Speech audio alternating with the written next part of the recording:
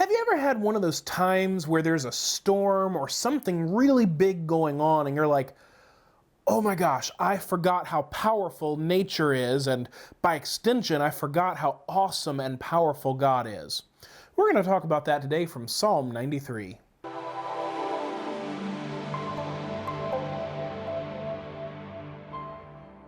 Hey guys, and welcome back to God's Word Made Simple. My name is Aaron Hawk, and if this is your first time with us, I just want to say welcome and thank you for being here with us. God's Word Made Simple is an online discipleship ministry dedicated to taking God's Word and making it simple. We want to help you understand God's Word, apply it to your life, and grow in your relationship with the Lord. If you appreciate this channel and content at some point, make sure that you hit that subscribe button and turn the bell notification to all so that you don't miss any future videos. We would love to have you as part of our family.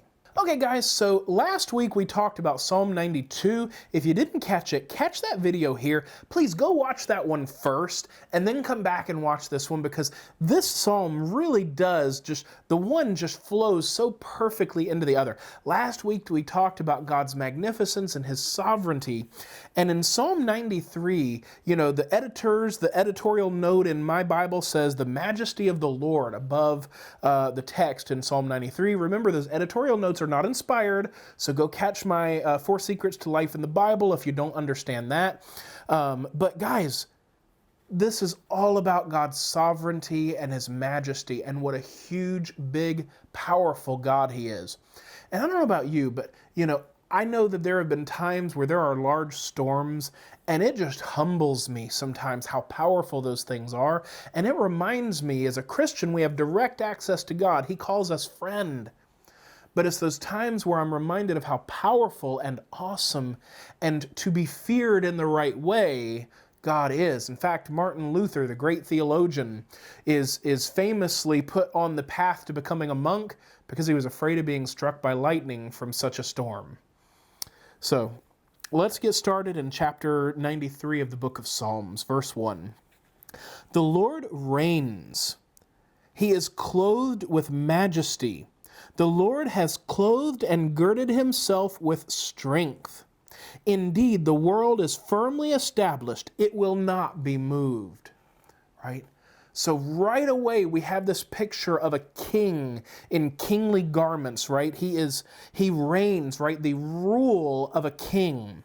He is clothed with majesty. That's why in the old days especially, kings would have these ridiculously fancy costumes, right? It was to demonstrate their power and wealth, because only powerful, wealthy people could have afforded things like that. That's also the reason kings' thrones were way up high on a pedestal and usually in a grand room of some sort. All of that is a psychological trick to humble you. That's the reason all the ancient cathedrals were that same way.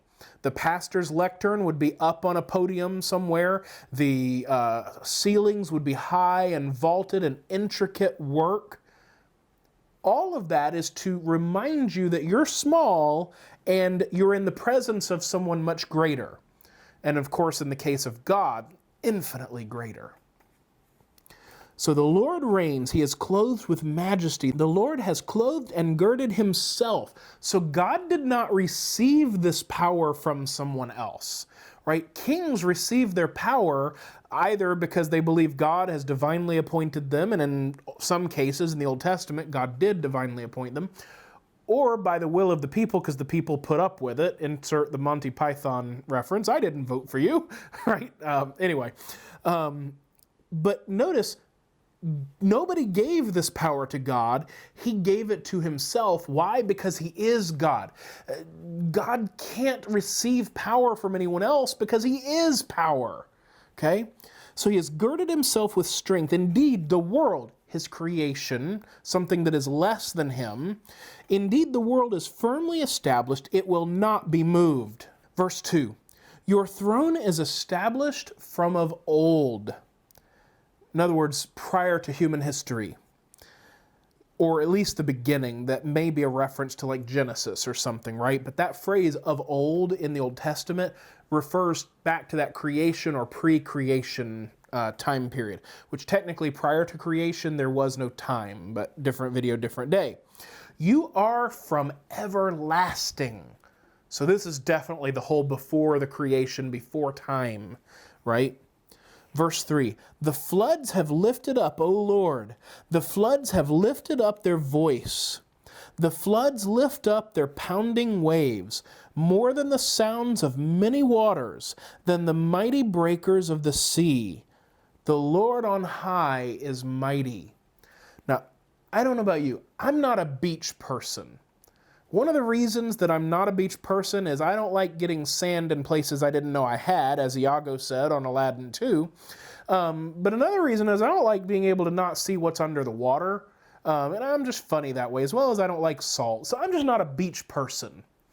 But that doesn't mean that when I stand there watching, and we live in a coastal area, it doesn't mean that when I stand there watching the ocean, that I am not humbled and put in awe at the power. I mean, you go out even a few feet into the sea, and you're potentially risking your life depending on what's going on, much less when you go out into the deep.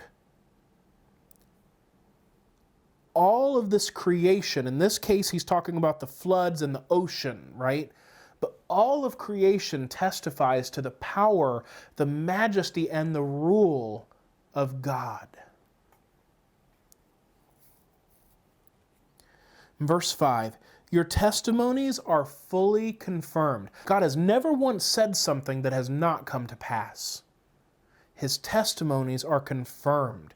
He is trustworthy. Why? Because he is God, and lying is something he cannot do. Holiness befits your house, O Lord, forevermore, right? And he is holy. He is the definition of what it means to be holy, to be sanctified and to be set apart. God is set apart from us because he is perfect and we are not. And when we catch a glimpse of the majesty and the power and the sovereignty of God, we can have no doubt also about his goodness and his loving kindness and his plan for good for mankind. Guys, this ought to cause us to worship. This should cause us to break out in song, which is what the Psalms were, and have that moment of reflection, as it says in other Psalms, Selah. Have that moment of reflection in seeing who God is and who we are not. That is a powerful thing to meditate on. All right, guys, as always, if you appreciate this content and this ministry, please hit that like button, hit the subscribe, make sure that bell notification is turned to all so you don't miss any future videos. And guys, if you know someone that would benefit from this, please share this video with them on social media or some other platform. And also, if you want to support this ministry, there is a link down in the description, and you can do that. It would be greatly appreciated. Guys, thank you very much, and God bless.